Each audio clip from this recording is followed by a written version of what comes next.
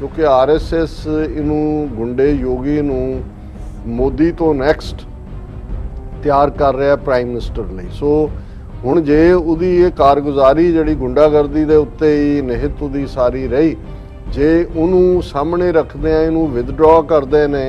Chief minister face के तौर पर 2022 ਦੀਆਂ ਚੋਣਾਂ 'ਚ ਤੇ ਫਿਰ ਇਹ ਉਹਨਾਂ ਦੀ ਫੇਲਿਅਰ ਵੀ ਨਜ਼ਰ ਆਏਗੀ RSS ਦੀ। ਇਸ ਲਈ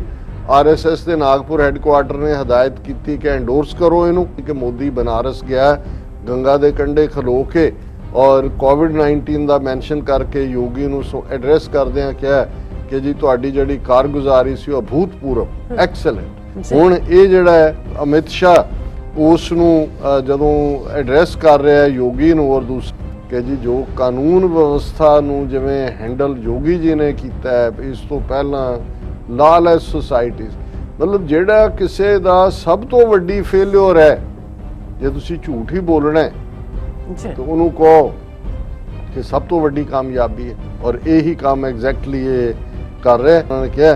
कि तुहानूं मैं टॉप स्पॉट दिना लॉ एंड ऑर्डर हैंडल करन दे विच, और टर्मिंग द CM एज यशस्वी, glorious and successful. Shah credited him for effectively implementing development and welfare schemes in the state. ਇਹ ਕਹਿ ਕੇ ਉਹਨੇ ਕਿਹਾ ਕਿ ਵੀ ਉਹਨਾਂ ਨੇ ਕਿ ਸਾਡੀ BJP ਦੀ ਗਵਰਨਮੈਂਟ ਨੇ ਕੋਈ ਕਾਸਟ ਫੈਮਿਲੀ ਦੂਜੇ ਤੀਜੇ ਤੇ ਬੇਸ ਕੰਮ ਨਹੀਂ ਕੀਤਾ, ਉਹਨਾਂ ਨੇ ਲੋਕਾਂ ਦੇ ਲਈ ਕੰਮ ਕੀਤਾ। And I can say with pride that Yogi Adityanath and his team have taken UP to the top spot in terms of law and order. Viewers, welcome back on our program. So viewers, ਹੁਣ ਆਪਾਂ ਗੱਲਬਾਤ ਕਰਨ ਜਾ ਰਹੇ ਹਾਂ ਕਿ home minister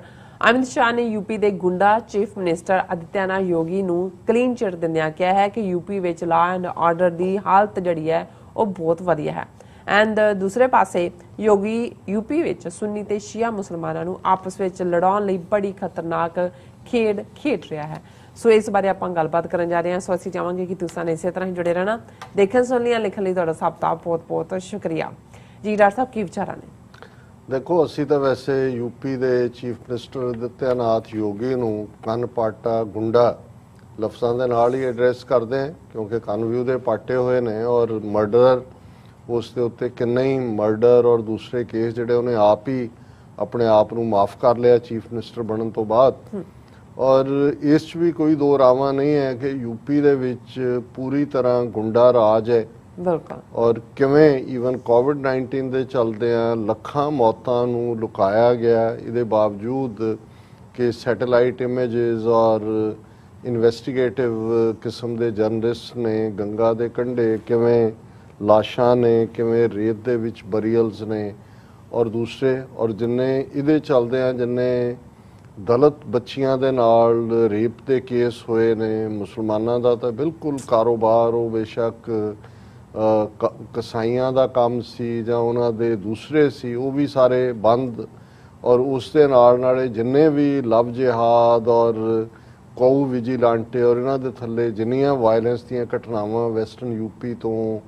ਸ਼ੁਰੂ ਕਰਕੇ ਜੇ ਅਸੀਂ ਦੇਖੀਏ ਤੇ ਇਸ ਦੇ ਰਾਜ ਹੁੰਦੀਆਂ ਨੇ। ਕਿਵੇਂ ਇਹਨੇ ਈਵਨ ਲਖਨਊ ਕੈਪੀਟਲ ਦੇ ਵਿੱਚ ਜਿਹੜੀਆਂ ਮੁਸਲਮਾਨ ਵਕਫ ਬੋਰਡ ਜਾਂ ਉਹਨਾਂ ਦੀਆਂ ਇੰਸਟੀਟਿਊਸ਼ਨਸ ਉਹਨਾਂ ਦੇ ਬਾਹਰ ਵੀ ਜਿਹੜੇ ਨੇ ਜ਼ਬਰਦਸਤੀ ਆਪਣਾ ਭਗਵਾ ਰੰਗ ਉਹਨਾਂ ਬਿਲਡਿੰਗਾਂ ਦੇ ਉੱਤੇ ਕੀਤਾ ਹੈ। ਈਵਨ ਅਲੀਗੜ੍ਹ ਮੁਸਲਿਮ ਯੂਨੀਵਰਸਿਟੀ ਦੇ ਕੰਮਾਂ ਕਾਰਾਂ 'ਚ ਵੀ ਕਿਸ ਹੱਦ ਤੱਕ ਇੰਟਰਫੇਅਰ। ਸੋ ਇੰਨੀਆਂ ਕੁ ਘਟਨਾਵਾਂ ਨੇ ਔਰ ਕਿਵੇਂ ਹਜ਼ਾਰਾਂ ਦੀ ਗਿਣਤੀ 'ਚ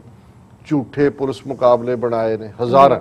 ਜਿਹਦੇ 'ਚ ਮੈਕਸਿਮਮ ਦਲਿਤ ਮੁਸਲਮਾਨ ਔਰ ਕੁਛ ਬ੍ਰਾਹਮਣ ਜਾਤ ਦੇ ਲੋਕ, ਕਿਉਂਕਿ ਇਹ ਰਾਜਪੂਤ ਕਲੈਨ ਨਾਲ ਸੰਬੰਧਿਤ ਹੈ ਔਰ ਉੱਥੇ ਇਸ ਕਿਸਮ ਦਾ ਇਹਨਾਂ ਦਾ ਕੰਬੀਨੇਸ਼ਨ ਹੈ ਕਿ ਵੀ ਇਹਨਾਂ ਨੇ ਕਿਉਂਕਿ ਬ੍ਰਾਹਮਣ ਇੱਕ ਸਟੇਜ ਤੇ ਬਹੁਜਨ ਸਮਾਜ ਪਾਰਟੀ ਵੱਲ ਝੁਕੇ, ਇਹਨਾਂ ਤੋਂ ਟੁੱਟੇ ਔਰ ਇਹਨਾਂ ਨੂੰ ਲੱਗਾ ਵੀ ਇਹਨਾਂ ਨੂੰ ਸਬਕ ਸਿਖਾਇਆ ਜਾਣਾ ਚਾਹੀਦਾ। ਸੋ ਉਹ ਜਿਹੜੇ ਲੋਅਰ ਲੈਵਲ ਤੱਕ ਪਹੁੰਚਦੇ ਆ ਔਰ ਕਿਵੇਂ ਯੁਵਾ ਵਾਹਿਨੀ ਜਿਹੜੀ ਇਹਦੀ ਇੱਕ ਆਪਣੀ ਹਿੰਸਕ ਆਊਟਫਿਟ ਜਿਵੇਂ RSS ਨੇ ਆਪਣੀ ਅਖਿਲ ਭਾਰਤੀ ਵਿਦਿਆਰਥੀ ਪਰਿਸ਼ਦ ਸਟੂਡੈਂਟਸ ਬਣਾਈ ਹੋਈ ਹੈ, ਇਹਨੇ ਯੁਵਾ ਵਾਹਿਨੀ ਬਣਾਈ ਹੋਈ ਸੀ ਔਰ ਬਹੁਤ ਸਾਰਾ ਕੁਛ। ਅਸੀਂ ਜੇ ਇਸ ਪਾਰਟ ਨੂੰ ਦੇਖੀਏ ਕਿ ਈਵਨ ਮਸੀਤਾਂ ਢਾਹ ਕੇ ਜਿਹੜਾ ਉਸ ਦੀ ਥਾਂ ਬਿਲਕੁਲ ਉਹਨੂੰ ਲੈਵਲ ਕਰਨਾ, ਹੁਣ ਕਿਉਂਕਿ ਬਾਬਰੀ ਮਸਜਿਦ ਤੋਂ ਬਾਅਦ ਤਾਂ ਬਿਲਕੁਲ ਹੀ ਦਮ ਤੋੜ ਦਿੱਤਾ ਹੈ ਮੁਸਲਮਾਨ ਆਰਗੇਨਾਈਜੇਸ਼ਨਸ ਦੀ ਰੈਜ਼ਿਸਟੈਂਸ ਦੀ ਗੱਲ ਨੇ ਔਰ ਇਹੀ ਕਾਰਨ ਹੈ ਕਿ ਉਧਰ ਅਦਾਲਤਾਂ ਦੇ ਵਿੱਚ ਹੁਣ ਜਿਹੜੀ ਹੈ ਉਹ ਕਾਂਸ਼ੀ ਬਨਾਰਸ ਦੀ ਗਿਆਨ ਵਿਆਪੀ ਜਿਹੜਾ ਉਹਨੂੰ ਮੰਦਰ ਕਹਿ ਕੇ ਉਹਦੇ ਤੇ ਵੀ ਮੁਹਿੰਮ ਸ਼ੁਰੂ ਕੀਤੀ ਹੋਈ ਹੈ ਔਰ ਇਸ ਸਾਰੇ ਦੇ ਚੱਲਦੇ ਆ ਕਿਉਂਕਿ ਇਹ ਗੁੰਡਾ ਰਾਜ ਇਸ ਵੇਲੇ ਸਿਖਰ ਦੇ ਉੱਤੇ ਹੈ ਔਰ 2022 ਬਿਲਕੁਲ ਸਿਰ ਤੇ ਆ ਕੇ ਖਲੋ ਗਏ यूपी ਦੀਆਂ ਚੋਣਾਂ ਹੋਣੀਆਂ ਨੇ ਔਰ ਇਸ ਸਾਰੇ ਦੇ ਚੱਲਦੇ ਆ ਕਿਉਂਕਿ ਇੰਟਰਨੈਸ਼ਨਲ ਮੀਡੀਆ 'ਚ ਵੀ ਨੈਗੇਟਿਵਿਟੀ ਹੋਈ ਭਾਰਤ 'ਚ ਤਾਂ ਮੇਨ ਸਟ੍ਰੀਮ ਮੀਡੀਆ ਇਹਨਾਂ ਨੇ ਕਾਬੂ ਕੀਤਾ ਹੋਇਆ ਪਰ ਜੇ ਦੈਨਿਕ ਭਾਸਕਰ ਵਰਗਿਆਂ ਨੇ ਜਿਹੜਾ ਦਾ ਪੂਰਾ ਨੈਟਵਰਕ ਹੈ ਇਹਨੂੰ ਐਕਸਪੋਜ਼ ਕੀਤਾ ਕਿ ਯੂਪੀ 'ਚ ਕੀ ਹੋਇਆ ਮੱਧ ਪ੍ਰਦੇਸ਼ ਜਾਂ ਦੂਜੇ ਬੀਜੇਪੀ ਗਵਰਨਡ ਸਟੇਟਸ ਤੇ ਉਹਨਾਂ ਨੇ ਉਹਨਾਂ ਦੇ ਸਾਰੇ ਦਫ਼ਤਰਾਂ ਤੇ ਛਾਪੇ ਮਾਰ ਕੇ ਇਨਕਮ ਟੈਕਸ ਦੂਜੇ ਤੀਜੇ ਉਸ ਆਵਾਜ਼ ਨੂੰ ਵੀ ਬੰਦ ਕਰਾਉਣ ਦੀ ਕੋਸ਼ਿਸ਼ ਕੀਤੀ ਔਰ ਇਸ ਸਾਰੇ ਦੇ ਚੱਲਦੇ ਆ ਕਿਉਂਕਿ ਆਰਐਸਐਸ ਇਹਨੂੰ ਗੁੰਡੇ ਯੋਗੀ ਨੂੰ ਮੋਦੀ ਤੋਂ ਨੈਕਸਟ ਤਿਆਰ ਕਰ ਰਿਹਾ ਪ੍ਰਾਈਮ ਮਿਨਿਸਟਰ ਲਈ ਸੋ ਹੁਣ ਜੇ ਉਹਦੀ ਇਹ ਕਾਰਗੁਜ਼ਾਰੀ ਜਿਹੜੀ ਗੁੰਡਾਗਰਦੀ ਦੇ ਉੱਤੇ ਹੀ ਨਿਹਿਤ ਉਹਦੀ ਸਾਰੀ ਰਹੀ ਜੇ ਉਹਨੂੰ ਸਾਹਮਣੇ ਰੱਖਦੇ ਆ ਇਹਨੂੰ ਵਿਦਡਰਾ ਕਰਦੇ ਨੇ ਚੀਫ ਮਿਨਿਸਟਰ ਫੇਸ ਦੇ ਤੌਰ ਤੇ 2022 ਦੀਆਂ ਚੋਣਾਂ 'ਚ ਤੇ ਫਿਰ ਇਹ ਉਹਨਾਂ ਦੀ ਫੇਲਿਅਰ ਵੀ ਨਜ਼ਰ ਆਏਗੀ ਆਰਐਸਐਸ ਦੀ ਇਸ ਲਈ ਆਰਐਸਐਸ ਦੇ ਨਾਗਪੁਰ ਹੈੱਡਕੁਆਰਟਰ ਨੇ ਹਦਾਇਤ ਕੀਤੀ ਕਿ ਐਂਡੋਰਸ ਕਰੋ ਇਹਨੂੰ ਔਰ ਇਸ ਐਂਡੋਰਸਮੈਂਟ ਦਾ ਪਹਿਲਾ ਹਿੱਸਾ ਸੀ ਕਿ ਮੋਦੀ ਬਨਾਰਸ ਗਿਆ ਗੰਗਾ ਦੇ ਕੰਢੇ ਖਲੋ ਕੇ ਔਰ ਕੋਵਿਡ-19 ਦਾ ਮੈਂਸ਼ਨ ਕਰਕੇ ਯੋਗੀ ਨੂੰ ਐਡਰੈਸ ਕਰਦਿਆਂ ਕਿਹਾ ਕਿ ਜੀ ਤੁਹਾਡੀ ਜਿਹੜੀ ਕਾਰਗੁਜ਼ਾਰੀ ਸੀ ਉਹ ਅਭੂਤਪੂਰਵ ਐਕਸਲੈਂਟ ਹੁਣ ਇਹੀ ਕੰਮ ਹੋਮ ਮਿਨਿਸਟਰ ਜਿਹੜਾ ਅਮਿਤ ਸ਼ਾਹ ਕਿਉਂਕਿ ਇਸ ਵੇਲੇ ਬਿੱਲਾ ਰੰਗਾ ਕਾਤਲਾਂ ਦੀ ਜੋੜੀ ਮੋਦੀ ਅਮਿਤ ਸ਼ਾਹ ਦੀ ਰਨ ਕਰ ਰਹੀ ਹੈ ਜ਼ਾਹਰ ਹੈ ਤਾਂ ਪਾਵਰ ਆਰਐਸਐਸ ਦੇ ਕੋਲ ਹੈ ਹੁਣ ਇਹ ਜਿਹੜਾ ਹੈ ਅਮਿਤ ਸ਼ਾਹ ਉਸ ਨੂੰ ਜਦੋਂ ਐਡਰੈਸ ਕਰ ਰਿਹਾ ਯੋਗੀ ਨੂੰ ਔਰ ਦੂਸਰਾ ਪਹਿਲਾਂ ਤਾਂ ਇਹ ਖਬਰ ਹੈ ਮੇਨ ਤੌਰ ਤੇ Uttar Pradesh CM Yogi Adityanath gets pat on back from home minister for law and order ਕਿ ਜੀ ਜੋ ਕਾਨੂੰਨ ਵਿਵਸਥਾ ਨੂੰ ਜਿਵੇਂ ਹੈਂਡਲ ਯੋਗੀ ਜੀ ਨੇ ਕੀਤਾ ਹੈ ਇਸ ਤੋਂ ਪਹਿਲਾਂ ਲਾਲੈਸ ਸੁਸਾਇਟੀਜ਼ ਮਤਲਬ ਜਿਹੜਾ ਕਿਸੇ ਦਾ ਸਭ ਤੋਂ ਵੱਡੀ ਫੇਲਿਅਰ ਹੈ ਜੇ ਤੁਸੀਂ ਝੂਠ ਹੀ ਬੋਲਣਾ ਹੈ ਤਾਂ ਉਹਨੂੰ ਕਹੋ ਕਿ ਸਭ ਤੋਂ ਵੱਡੀ ਕਾਮਯਾਬੀ ਹੈ ਔਰ ਇਹੀ ਕੰਮ ਐਗਜ਼ੈਕਟਲੀ ਇਹ ਕਰ ਰਿਹਾ ਉਹਨੇ ਯੋਗੀ ਆਦਿੱਤਿਆਨਾਥ ਨੂੰ ਪ੍ਰੇਜ਼ ਕੀਤਾ ਔਰ ਉਹਨਾਂ ਨੇ ਕਿਹਾ ਕਿ ਤੁਹਾਨੂੰ ਮੈਂ ਟੌਪ ਸਪੌਟ ਦਿੰਦਾ ਲਾ ਐਂਡ ਆਰਡਰ ਹੈਂਡਲ ਕਰਨ ਦੇ ਵਿੱਚ ਔਰ ਟਰਮਿੰਗ ਦਾ ਸੀਐਮ ਐਜ਼ ਯਸ਼ਸਵੀ glorious and successful, Shah credited him for effectively implementing development and welfare schemes in the state. Yashasvi ਹੁੰਦਾ ਯਸ਼ ਕਹਿੰਦੇ ਨੇ ਐਡਮੀਰੇਸ਼ਨ ਕਿ ਵੀ ਇਹਦੀ ਕਿਸਮਤ 'ਚ ਯਸ਼ ਲਿਖਿਆ ਹੋਇਆ ਕਿ ਇਹ ਇੰਨਾ ਜ਼ਬਰਦਸਤ ਹੈ ਔਰ ਸਫਲ ਜਿਹੜਾ ਹੈ ਔਰ ਇਹ ਕਹਿ ਕੇ ਉਹਨੇ ਕਿਹਾ ਕਿ ਵੀ ਉਹਨਾਂ ਨੇ ਕਿ ਸਾਡੀ ਬੀਜੇਪੀ ਦੀ ਗਵਰਨਮੈਂਟ ਨੇ ਕੋਈ ਕਾਸਟ ਫੈਮਿਲੀ ਦੂਜੇ ਤੀਜੇ ਤੇ ਬੇਸ ਕੰਮ ਨਹੀਂ ਕੀਤਾ ਉਹਨਾਂ ਨੇ ਲੋਕਾਂ ਦੇ ਲਈ ਕੰਮ ਕੀਤਾ and I can say with pride that Yogi Adityanath and his team have taken UP to the top spot in terms of law and order. ਹੁਣ ਇਹ ਇੱਕ ਪਾਸੇ ਹੈ ਕਿ ਕਿਵੇਂ 2022 ਤੱਕ ਚੋਣਾਂ ਦੇ ਲੈਵਲ ਤੱਕ ਪਹੁੰਚਦੇ ਆ ਯੋਗੀ ਦੇ ਜਦੋਂ ਹੁਣ ਮੋਦੀ ਔਰ ਅਮਿਤ ਸ਼ਾਹ ਪਹਿਲਾਂ ਮੋਦੀ ਨੇ ਉਹਨੂੰ ਐਕਸਲੈਂਟ ਕਿਹਾ ਭੂਤਪੂਰਵ ਹੁਣ ਉਹਨੇ ਕਿਹਾ ਕਿ ਜੀ ਇਹ ਯਸ਼ਸਵੀ ਔਰ ਸਫਲ ਹੁਣ ਜੇ ਚੋਣਾਂ ਜਿੱਤਣੀਆਂ ਫਿਰ ਕੁਛ ਨਾ ਕੁਛ ਤਾਂ ਕਾਰਾ ਕਰਨ ਦੀ ਲੋੜ ਹੈ ਔਰ ਉਹ ਇੱਕ ਖਬਰ ਜਿੱਤੇ ਕੱਲ ਸਾਡੇ ਜਿਹੜਾ ਸਾਡੇ ਦੋ ਪਾਕਿਸਤਾਨੀ ਵਿਊਅਰਸ ਨੇ ਸਾਨੂੰ ਲਿਖਿਆ ਸੀ ਵੀ ਇਸ ਤੇ ਅਸੀਂ ਗੱਲ ਕਰੀਏ ਮੁਹਰਮ ਤੋਂ ਪਹਿਲਾਂ ਯੂਪੀ ਸਰਕਾਰ ਨੇ ਡਿਸਟ੍ਰਿਕਟ ਐਡਮਿਨਿਸਟ੍ਰੇਸ਼ਨ ਰਾਹੀਂ ਹਦਾਇਤਾਂ ਕੀਤੀਆਂ ਨੇ ਔਰ ਹੁਣ ਕੀ ਹੈ ਉਹ ਇਹ ਦੇਖਦੇ ਨੇ ਕਿ ਵੀ ਯੂਪੀ ਦੇ ਵਿੱਚ 17-18% ਸੋਲਿਡ ਮੁਸਲਿਮ ਵੋਟ ਹੈ ਔਰ ਜੋ ਕਰਤੂਤਾਂ ਇਹਨੇ ਕੀਤੀਆਂ ਨੇ ਯੋਗੀ ਨੇ ਜ਼ਾਹਰ ਹੈ ਵੀ ਬੀਜੇਪੀ ਲਈ ਤਾਂ ਪਹਿਲਾਂ ਵੀ ਨਹੀਂ ਸੀ ਵੋਟ ਪਾਉਂਦੇ ਪਰ ਜੇ ਕਿਸੇ ਨੇ ਪਾਈ ਵੀ ਹੋਏਗੀ ਡਿਵੈਲਪਮੈਂਟ ਦੇ ਨਾਂ ਥੱਲੇ ਉਹ ਹੁਣ ਨਹੀਂ ਹੋਏਗਾ ਸੋ ਉਹਨਾਂ ਨੇ ਇਹ ਦੇਖਿਆ ਕਿ ਵੀ ਜਿਵੇਂ ਇਹ ਪੰਜਾਬ 'ਚ ਜਿਵੇਂ ਅਸੀਂ ਕਿਹਾ ਵੀ ਇਹਨਾਂ ਨੇ ਰੈਂਟਾ ਸਿੱਖ ਲੱਭੇ ਨੇ ਔਰ ਕਿਵੇਂ ਦੇਖ ਰਹੇ ਨੇ ਕਿ ਪੰਜਾਬ ਦੇ ਵਿੱਚ ਕਿਵੇਂ ਵਿੱਚ ਵੜਨਾ ਉੱਥੇ ਉਹਨਾਂ ਨੇ ਯੂਪੀ 'ਚ ਦੇਖਿਆ ਕਿ ਵੀ ਜੇ ਅਸੀਂ ਸ਼ੀਆ ਔਰ ਸੁੰਨੀ ਮੁਸਲਮਾਨਾਂ ਦੀ ਆਪਸ ਦੇ ਵਿੱਚ ਕਸ਼ੀਦਗੀ ਜਾਂ ਰਾਈਟਿੰਗ ਜਾਂ ਕੁਛ ਭਾਵੇਂ ਆਪਣੇ ਹੀ ਲੋਕ ਇਹਨਾਂ ਦੇ ਉਹ ਮੁਸਲਮਾਨਾਂ ਦਾ ਪਹਿਰਾਵਾ ਜਿਵੇਂ ਹੁਣ ਪੱਗਾਂ ਬਣਾ ਕੇ ਸਿੱਖਾਂ ਤੋਂ ਬਕਵਾਸ ਕਰਵਾ ਰਹੇ ਹੁੰਦੇ ਨੇ ਮੁਸਲਮਾਨਾਂ ਦੇ ਖਿਲਾਫ ਇਸ ਕਿਸਮ ਦਾ ਕਰੀਏ ਤਾਂ ਘੱਟੋ ਘੱਟ ਮੁਸਲਿਮ ਵੋਟ ਪੋਲਰਾਈਜ਼ ਹੋ ਜਾਏ, ਸਾਰੀ ਜਿਹੜੀ ਹੈ ਇਨ ਟੋਟੋ ਨਾ ਇੱਕ ਥਾਂ ਤੇ ਨਾ ਜਾਏ, ਕਿਉਂਕਿ ਜੇ ਮੁਸਲਮਾਨ ਵੋਟਰ, ਦਲਿਤ ਵੋਟਰ ਔਰ ਜਿਹੜੇ ਇਹਨਾਂ ਦੇ ਸਤੇ ਹੋਏ ਦੂਸਰੇ ਲੋਕ ਨੇ ਜਿਵੇਂ ਬ੍ਰਾਹਮਣ ਕਮਿਊਨਿਟੀ ਵੀ ਜੋ ਇੱਕ ਪਾਸੇ ਆਉਂਦੇ ਨੇ ਤਾਂ ਇਹ ਡਿਫੀਟ ਖਾ ਸਕਦਾ ਹੈ। ਸੋ ਉਹਨਾਂ ਨੇ ਜਿਹੜੀਆਂ ਗਾਈਡਲਾਈਨਸ ਦਿੱਤੀਆਂ ਉਹਦੇ 'ਚ ਇਹ ਪ੍ਰੈਜ਼ੈਂਟ ਕਰਨ ਦੀ ਕੋਸ਼ਿਸ਼ ਕੀਤੀ। ਮੈਂ ਹੁਣ ਡੀਟੇਲ ਤਾਂ ਮੇਰੇ ਕੋਲ ਨਹੀਂ ਹੈ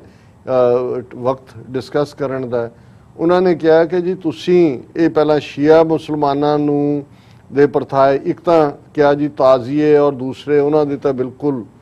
ਇਜਾਜ਼ਤ ਨਹੀਂ ਹੋਏਗੀ। ਉਹ ਸਮਝ ਆ ਸਕਦਾ ਹੈ ਕਿਉਂਕਿ ਕੋਵਿਡ-19 ਡੈਲਟਾ ਵੇਰੀਐਂਟ ਦੇ ਚਲਦੇ ਆ ਜਿਹੜਾ ਉਸ ਦਾ ਸਪਰੈਡ ਹੋ ਰਿਹਾ, ਪਰ ਸਿੱਧੇ ਤੌਰ ਤੇ ਮਜ਼ਹਬੀ ਦਖਲ ਅੰਦਾਜ਼ੀ ਕਰਦੇ ਆ ਸ਼ੀਆ ਨੂੰ ਇਹ ਹਦਾਇਤ ਕੀਤੀ ਕਿ ਜੀ ਤੁਸੀਂ ਆਹ ਪਾਰਟ ਜਿਹੜਾ ਉਹ ਨਹੀਂ ਕਰਨਾ ਕਿਉਂਕਿ ਇਹਦੇ ਨਾਲ ਸੁੰਨੀ ਮੁਸਲਮਾਨ ਭੜਕਦੇ ਨੇ। ਔਰ ਫਿਰ ਉਹਨਾਂ ਨੇ ਕਿਹਾ ਜੀ ਕਿਉਂਕਿ ਤੁਹਾਡੇ ਇਹ ਕਰਨ ਨਾਲ ਫਿਰ ਸੁੰਨੀ ਮੁਸਲਮਾਨ ਆ ਜਿਹੜਾ ਫਲਾਣੇ ਖਲੀਫੇ ਜਾਂ ਫਲਾਣੇ ਦਾ ਨਾਂ ਲਿਖ ਕੇ ਸ਼ੀਆਂ ਦੇ ਖਿਲਾਫ ਕਹਿੰਦੇ ਨੇ ਔਰ ਇਸ ਤਰੀਕੇ ਨਾਲ ਦੋਨਾਂ ਫਿਰਕਿਆਂ ਦੇ ਵਿੱਚ ਦੰਗੇ ਭੜਕਦੇ ਨੇ। ਔਰ ਇਸ ਲਈ ਅਸੀਂ ਤੁਹਾਨੂੰ ਇਹ ਹਦਾਇਤ ਕਰਦੇ ਹਾਂ ਕਿ ਤੁਸੀਂ ਆਹ ਵਾਲਾ ਪਾਠ ਜਿਹੜਾ ਉਹਦੇ ਤੇ ਨਹੀਂ ਲਿਖਣਾ, ਨਹੀਂ ਦੁਹਰਾਉਣਾ, ਜਾਂ ਪਤੰਗ ਦੇ ਉੱਤੇ ਜਾਂ ਐਨੀਮਲਸ ਦੇ ਉੱਤੇ ਜਾਂ ਦੂਸਰੇ ਮਤਲਬ ਇਹ ਦੱਸਣ ਦਾ ਕਿ ਉਹਨਾਂ ਹਾਲਾਂ ਇਹਦੇ 'ਚ ਕੋਈ ਦੋ ਰਾਵਾਂ ਨਹੀਂ ਨੇ। ਜਿਵੇਂ ਲਖਨਊ ਹੈ, ਲਖਨਊ 'ਚ ਮੈਜੋਰਟੀ ਸ਼ੀਆ ਨੇ।